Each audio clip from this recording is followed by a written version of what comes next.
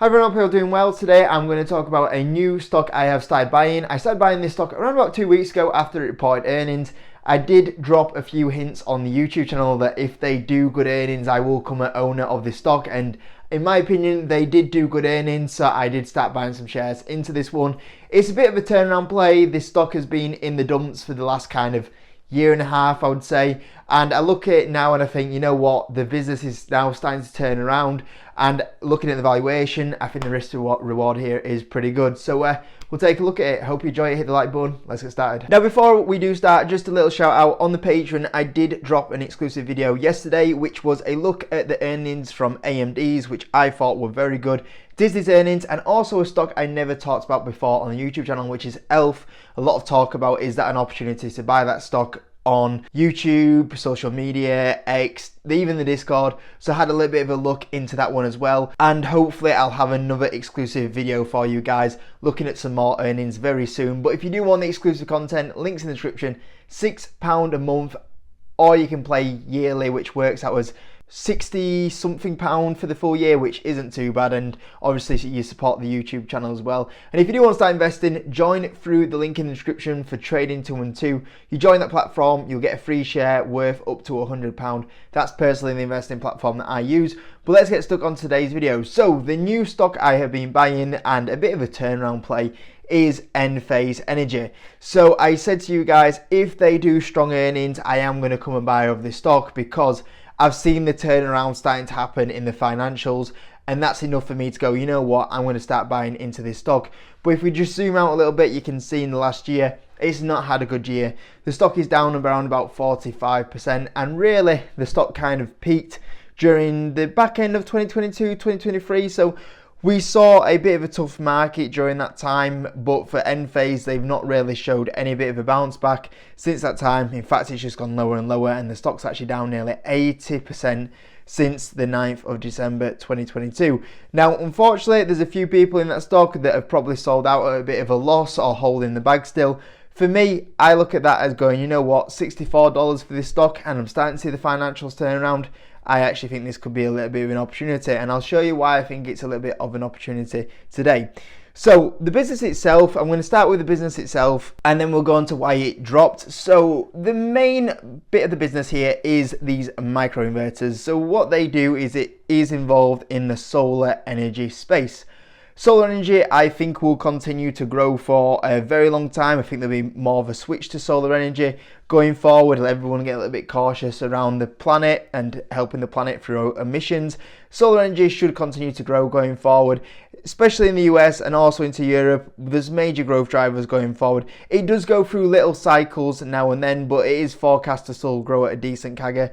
It's hard to exactly predict how much it is going to grow out because of the cycles it does go through. Right now, I think it's at the bottom of a cycle, and it's going to go through a bit more of a positive cycle going forward. Now, in the solar space, they actually don't manufacture the actual solar panels that you'll see on the roof of houses, for example. They're a bit more in the kind of technology behind it. So what they do actually sell is these microinverters. And what happens is these microinverters actually go underneath the solar panels. A little bit different from the traditional model. Basically, the old traditional model, the string inverters, the best way I can sum it up is from this post here. So what would happen is, before Enphase, you used to have string inverters. What would happen is that there would only be one inverter, and what would happen is you would only be as high basically as the lowest panel in your system. So if you imagine one of your panels breaks down, one of your panels is in shade, some dirt gets on the panel, even though all your other some panels might be solar panels would be doing quite well, basically you would have restrictions on your energy because one of these panels isn't working. So what happened is Enphase came along and they basically invented these microinverters, and these go separate onto each panel, but it means that it is a little bit more expensive to put obviously these microinverters on every single panel. But what happens then is that you are less prone to failure when something happens with a solar panel. So that solar panel, you know, it breaks down, or you get dirt on it, it stops working, there's dust on it, whatever it might be, the lead break, I don't know. If you hit a problem, it doesn't shut your whole system down. And what you have now, which basically was SolarEdge, doing it the old way. Even though Enphase does cost a little bit more, you don't have that issue of it shutting down. So what would you rather do? Would you rather pay a little bit more and not have these problems with low energy outputs because one stopped working or a problem? Or would you be a lot more confident to know your system's working even though there might be one issue with one panel? So that's why they've had so much more success than the traditional model. Then what they also did is they did start inventing some other products on top as well. So obviously you got the likes of the batteries, for example, to store the energy, as well as that you got like the EV chargers going on. They also created their own cloud platform. So the main thing is they started off with the microinverters, and then there's a couple more products on top of the business. Now what they also do is they just sell the products. They don't actually install them. They actually get installers to come in and do that for them. So the actual profit side of the model is actually pretty good for them, because whenever there's a slowdown, they don't have to keep paying all their staff. They just have to slow down the manufacturing, and then when there's a speed up, they just increase the manufacturing. So it's also quite cost effective when you go through these cycles as well. That's why Enphase is actually still being able to manage a decent amount of profitability even during this slowdown. Now obviously the stock has absolutely sunk over the last kind of 2 years. Why has the stock sunk so much in the last 2 years? Well, there's actually a lot of reasons, to be fair. So when we look at the financials, for example, let's go on the past performance here and have a look here. So we can see here there was a big surge in the revenue and profit. Now probably too much of a surge. What happened is a lot of people were at home because of the CV situation. They had so much time and they went, you know what, I'm actually going to sit down and get that solar energy that I wanted sorted. And there was that bit of a demand pull forward because people had so much time to organise this sort of thing, and people were doing all these kind of home improvements. The other thing is interest rates. Interest rates were record lows, you know, people wanting to get the economy going. So when you are trying to get these products, like install these packages for the solar panels, they're not normally cheap, so you normally finance it, and obviously at lower rates that's more attractive. And all of a sudden you go from this 0% interest up to 5-6%. well, obviously there's going to be big slowdown. So you've had the interest rates go shoot up, and obviously they're starting to come down, and that's gone from a massive headwind to a little bit of a tailwind going forward as well. You had energy prices. People are a lot more keen to get solar energy when the energy price is so high, and that's what happened during 2023. The energy prices went so high because of the Ukraine-Russia situation around the world, and that was also something that happened as well. Obviously the energy prices have kind of come down a little bit, so people have been a little bit less eager to get them. Obviously we're kind of lapping those comps now as well, and there's a couple of other things like the California situation with the credit situation as well. So there was a few things on top that all came for a big combination. So they basically went from the top of the cycle to the bottom of the cycle in a year's time, and I think right now we are starting to see the bottom of the cycle. You'll be able to see here through all of this though, they still maintained good profitability, as you can see. Now, like I said, for me, I was trying to see, is there a bottom of this stock? Because I believe Enphase still has a very good future for the next 10 years. I think energy will come back into a bit more of a positive cycle soon, and I was waiting to see, is the financials starting to turn slightly? And I believe in this last earnings that was the case. EPS was a decent beat, revenue was 26% year-over-year growth.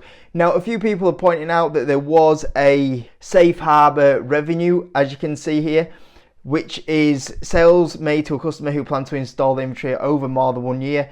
I still think that is a count of a sale, so I would still be counting it as a sale in this period of time, and even without that the financials were still looking in a good direction. So the EPS was starting to move back up in the right direction, revenue growth moving up in the right direction. The US side of the business returned to growth. The Europe part of the business, which potentially has more growth potentially than the US side of it, is still not improving, but I think that will end up hitting the bottom towards probably the back end of this year, because if we remember, Europe was a little bit slower to dip than the US. The US dipped first, that side of the business, then Europe followed. Now because we're coming out the cycle, US has recovered first because it was the first one to dip, and I think Europe will as well start coming back as well going forward. As well as that, the revenue guidance was a little bit ahead of expectations as well, and while these earnings were a step in the right direction, the share price basically did nothing. In fact, it even went down a little bit off these earnings.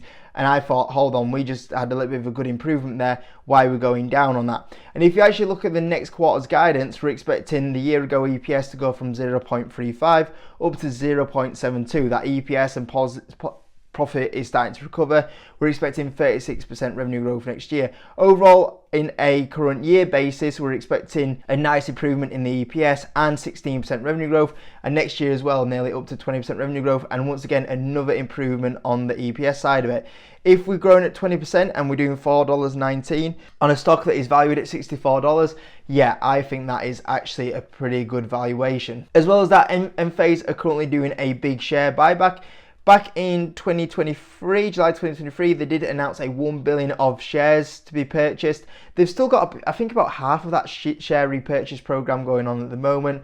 On a forward P basis, it's around about a 19 forward times earnings. Historically, the company is normally traded around about 106 times. I don't think it'll trade around there, but it shows you that it's normally a lot higher than where it is right now. And as well as that, there was some insider buying not too long ago, so you'll be able to see that the CFO bought a good chunk of 400k worth of shares, and you'll be able to see here as well that the CEO as well bought 400k worth of shares in February. Maybe they thought it was the bottom of the stock in February time and it would start ticking upwards, and they bought around about 120 and $104. To put it in context, you're actually getting it half the value what they actually bought their insider shares from. So maybe because by then the stock had already dipped, nearly 70%. So maybe they thought it can't go any lower than this, and obviously it's fallen down even lower after that. So maybe they thought it was near the bottom of the cycle, but it has gone lower for them. So yeah, I think that's also a positive sign that they're buying in. Also, when you look at the wage salary of like the CEO, for example, he's on around about 400k a year. So he's actually putting nearly his yearly salary into that stock position that he bought as well, which is obviously a really good sign. That's a pretty big commitment there. And just looking at some numbers here, so I put a bit of a share buyback in as well. 10, 15, 20% revenue growth in, profit margin of 15, 20, 25%. Now obviously they're expected to do 20% this year, so I think that's a very fair estimate. I think that 10% is probably way too low. Profit margin of 15, 20, 25%. And like I said, look, I think these numbers I've put on the low side are actually way too low, because if we actually just have a quick look at what they were doing on a profit margin basis, like previously, even before the surge, they were around about a 20% profit margin previously as well. And then obviously the topped off at 21%, and even now they're holding around about 7%, and that's with that big decline in revenue. So yeah, I think that this company can easily scale up those profit margins, where I think they'll be definitely a lot higher than 15% profit margin. And 20 times earnings, I'm assuming no crazy multiple expansion, even though this company normally trades at like 80, 100 times earnings. I'm not pricing that in. All I'm doing is doing the market average, which I think the market average is very fair for a company that would be doing this revenue growth and these profit margins. And yeah, there's nothing, well, it's actually negative on the low side, but I'd be very disappointed if they did those numbers. On the mid side, I think those numbers are achievable, 25 to 42% on the upside if you count the share buyback. And on the high side, 20% revenue growth, 25% profit margins. Yeah, you're getting the 100% upside, which I normally invest for. As well as that, the company, when you look at the company as well, they obviously have a not too bad of a balance sheet, as you can see here. They've got 1.6 billion, which is nearly 20% of the market cap on the balance sheet. Even though there's a bit of debt on there, they can easily pay that debt off. And obviously, this should be pretty good cash generative. This year, they're expected to do 242 million of profit. Next year, nearly up to 400 million. If they do get to the 2026 numbers of 400 million of profit, that's they can do so much with like buying back shares. They could even buy like 5% of the market cap back on next year's profit alone if they're able to hit those numbers. So it could be pretty profit generation for them as well. And like I said, that's conservative numbers. I mean, I think there's probably somewhere come between the 50-20% revenue growth with a 20-25% profit margin. I think something like this won't be trading at 20 times earnings. I think you could argue the case that it'd probably be a lot higher. So if we were just to assume a bit of a metric expansion as well, and let's say the company did go to, let's say, 30 times earnings, looking at that, yeah, the company has easily got over that 100% upside as well. So I'm assuming no metric expansion. I can make a bit of money on it, but I think with these numbers it will also have a bit of metric expansion, and then I certainly get that over 100% return that I invest for. And I could argue the case that the stock could even trade at higher than 30 times earnings, and also they could even throw more into the share buyback. So it's at the levels that I like, and if the stock was to dip a bit more as well, another 10-20% dip on, I'd be very happy to add into the position. So that's the video today on the new stock I've started buying, a bit of a turnaround play, Enphase Energy. Hope you enjoyed the video, guys. If you could hit the like button if you're around here, subscribe, and I'll see you in a bit.